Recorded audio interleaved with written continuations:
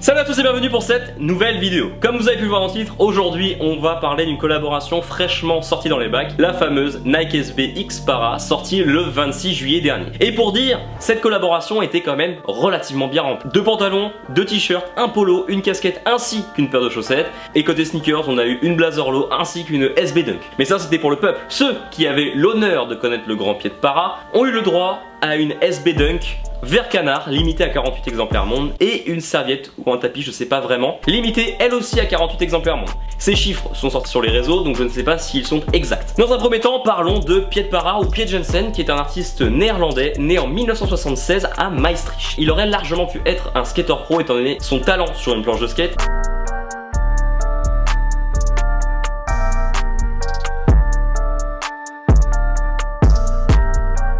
Mais sa vie en a voulu autrement. En parallèle de sa passion pour le skate, il était aussi extrêmement doué pour l'illustration, et c'est grâce à des flyers qu'il s'est fait connaître au tout début de sa carrière. Son univers est largement inspiré des années 60, caractérisé par des couleurs vives et des écritures manuscrites, mais c'est son personnage mi-homme mi-oiseau qui fait sa marque de fabrique. Sa source d'inspiration, c'est tout simplement sa vie de tous les jours, ses sentiments, ses joies, ses peines, mais aussi ses maladresses. C'est un savant mélange entre art abstrait et réalité. Mais il est aussi extrêmement connu pour ses collaborations avec Nike, notamment sur des paires comme la Amsterdam et la Albert Heijn en 2005, la Cherry Hood en 2010. L'année dernière, il nous a sorti une collaboration sur une Air Max One et sur une Spiridon.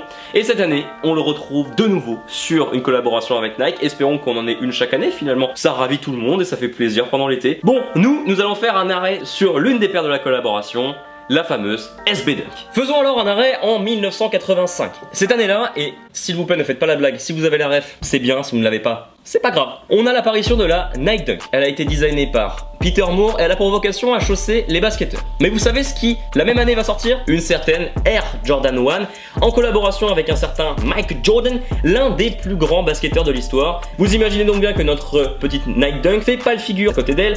Et en plus de ça, 2 ans plus tard, on a une Jordan 2 qui sort. Elle se retrouve en factory et Nike décide de délaisser un peu le basketball et se tourner vers un nouveau sport, le running. Alors notre Nike Dunk tombe progressivement au second plan, voire même carrément dans les abysses. Mais entre 1990 et 2000, Nike ne perd pas espoir et veut faire en sorte que cette paire fonctionne. Malheureusement, ils se ratent de nouveau. Tout simplement parce qu'ils ne comprennent pas les codes des skateurs, ils pensent qu'ils sont assez faciles à atteindre, même en ayant essayé de sortir des paires qui sont adaptées à eux, c'est un échec. Ils ont aussi racheté une marque comme Savior, on pensait que ça marcherait, raté. Mais un certain Sandy Bodecker qui trouva la stratégie pour réussir à faire de cette paire une paire tendance pour les skateurs. Il est parti du constat que cette paire devait parler aux skateurs et donc être vendue dans des endroits où les skateurs allaient se rendre pour pouvoir acheter du matériel, c'est-à-dire un skate shop. Donc une paire dans un magasin spécialisé, quoi de mieux pour parler à la personne concernée? Et c'est bien, c'est les prémices d'une stratégie gagnante. En effet, la Nike SB commence à s'imposer comme une paire pour les skateurs. Elle a en plus été retravaillée pour être plus adaptée à la pratique du sport. On passe d'une version high, donc haute, à une version low, comme celle-ci.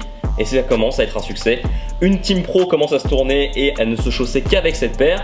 En 2002, on retrouve aussi des skateurs pro comme Danny Soupa,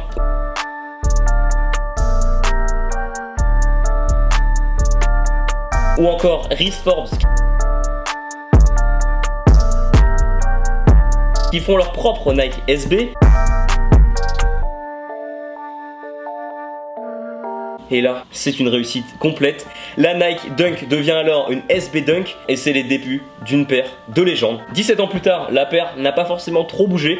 La boîte a beaucoup changé, il y a eu 8 boîtes différentes et la seule grosse différence a été l'apparition d'une languette épaisse. Mais sinon, rien de plus, la paire est comme à ses débuts. Maintenant on se retrouve en 2019, 26 juillet, cette paire de Dunk est droppée, quelle beauté. Sauf que on se retrouve avec une boîte GR, c'est-à-dire une paire en General Release.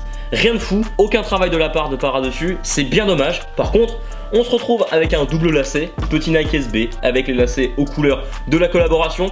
Pour le coup, c'est sympa. Mais ça fait pas tout, franchement c'est dommage. Après si on se penche sur cette paire, on retrouve une paire en 100% cuir à l'extérieur, très solide pour la pratique du skateboard, avec à l'intérieur rembourrage en mousse et tissu réalisé à partir de polyester. Polyester, matière synthétique. Ensuite, niveau détail, sur la languette on retrouve un très gros Para, avec les aglets et le petit logo Para et aux couleurs de la collaboration.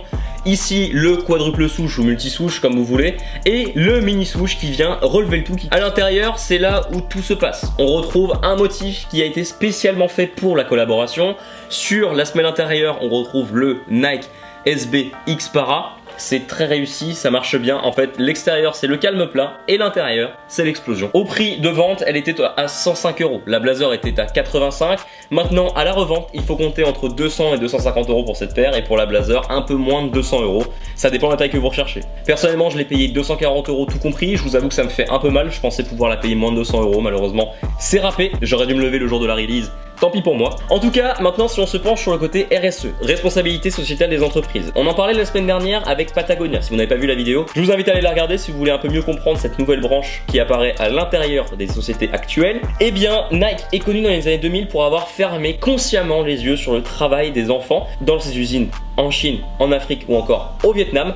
Elle a même dû rendre des comptes en 2002 devant la Cour suprême. Je peux vous dire que ça lui a mis un bon gros coup au moral et notamment au niveau de la com. Ça lui a pas fait une belle réputation. Alors 17 ans plus tard, qu'est-ce que ça donne?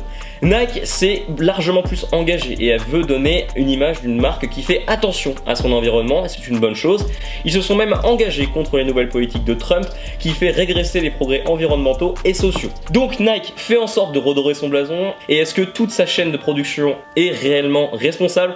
Je ne sais pas, ce serait intéressant d'aller vraiment dans le détail, mais ça j'imagine que je n'aurai pas forcément les informations incessamment sous peu. Bon voilà mon petit pote, moi je te donne toutes les informations dans la description pour pouvoir acheter cette paire. N'hésite pas à aller voir sur les groupes Facebook où tu trouveras des prix largement plus intéressants que sur StockX par exemple. Et ainsi cette vidéo est terminée, merci de l'avoir regardé, si ça t'a plu tu peux bien évidemment lâcher un petit like, me dire en commentaire ce que tu en as pensé.